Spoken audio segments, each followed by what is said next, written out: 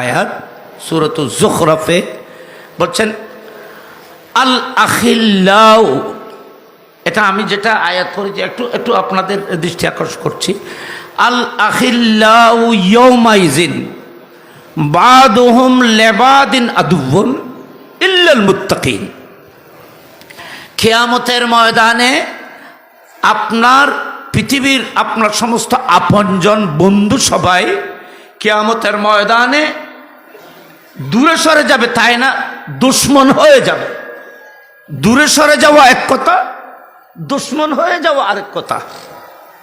আদুবুন, আল্লাহ কোরআন শরীফের মধ্যে ইস্তেমাল করেছে আদুবুন। এগুলো নিয়ে বিশ্লেষণ করলে অনেক লম্বা আলোচনা আছে। কিয়ামতের ময়দানে যাকে আপনি দুনিয়ার মধ্যে অন্তর দিয়ে ভালোবেসেছেন, যার জন্য আপনি দুনিয়ার মধ্যে সব কিছু করেছেন, যার জন্য আপনি সব কিছু ত্যাগ করেছেন দুনিয়ায়, আপনার সে আপন দোস্ত গহিরি সমস্ত দোস্ত বন্ধুরা কিয়ামতের ময়দানে শুধু আপনার থেকে পালিয়ে যাবে না, বরং আপনার দুশ্মন হয়ে যাবে। দুশ্মন এই জন্য বলা হয়েছে যে যাদেরকে দুনিয়ার মধ্যে মহব্বত করেছ, ভালোবেসেছ, কোরআন শরীফের একজন মধ্যে আছে ইয়াউমা ইয়াফিরুল মারউ মিন আখিহি ওয়া উম্মিহি ওয়া সাহিবিহি ওয়া বানিহি। আপনজনেরা কিয়ামতের ময়দানে একজনকে দেখলে আরেকজন থেকে পলায়ন করবে। পলায়ন করা এক কথা, আরেকটা হলো দুশ্মন হয়ে যাওয়া, দুশ্মন হয়ে যাওয়া এটা আরেক কথা। তার কারণ কি?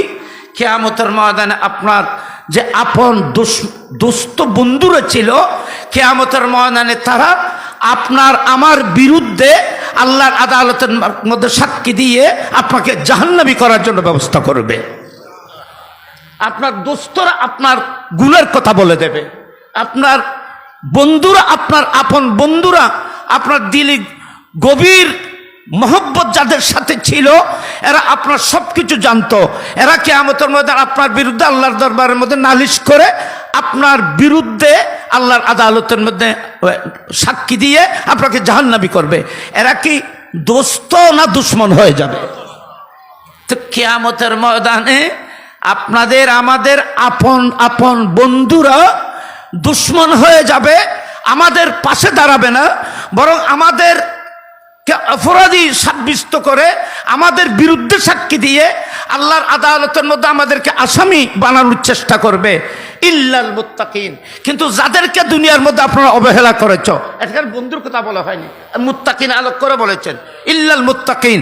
ইমামে আহলে সুন্নাত, মুফতি আহলে সুন্নাত আমিনুল ইসলাম হাশেমি, আপনি ওনাকে মহব্বত না করলেও ওনার দরবারে এসেছেন, জীবনে একবার সালাম দিয়েছেন, রাস্তায় দেখা হয়েছিল, আপনার মহব্বত চাইবে না, একটি সালামের উসিলায় কিয়ামতের ময়দানে তারা আপনার শাফাআত করবে, আপনার পাশে দাঁড়াবে।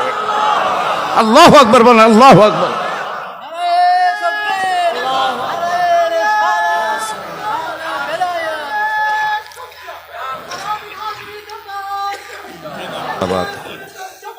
এই উলামায়ে কেরাম, এই বুজুর্গানে দ্বীনকে আপনারা যে মহব্বত করতেছেন, গভীর মহব্বত না করলেও ইমাম আহলুস সুন্নাতকে আপনি গভীর মহব্বত করেন নাই, আমিন মিল্লাতকে আপনি গভীর মহব্বত করেন নাই, কিন্তু এই মহব্বত ছিল, ওনার প্রতি শ্রদ্ধা ছিল, সম্মান ছিল।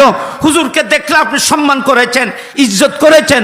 হুজুরের জন্য আপনি মাল দৌলত খরচ করতে হয় নাই, শুধু ইজ্জত সম্মান করেছেন।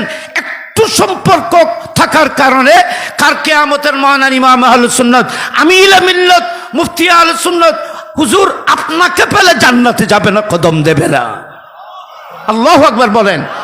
আমরা কিয়ামতের ময়দানে জান্নাতের গ্যারান্টির জন্য আজকে ইমামে আমিন মিল্লাতের নূরানি উরুস পাকের মধ্যে বসেছি।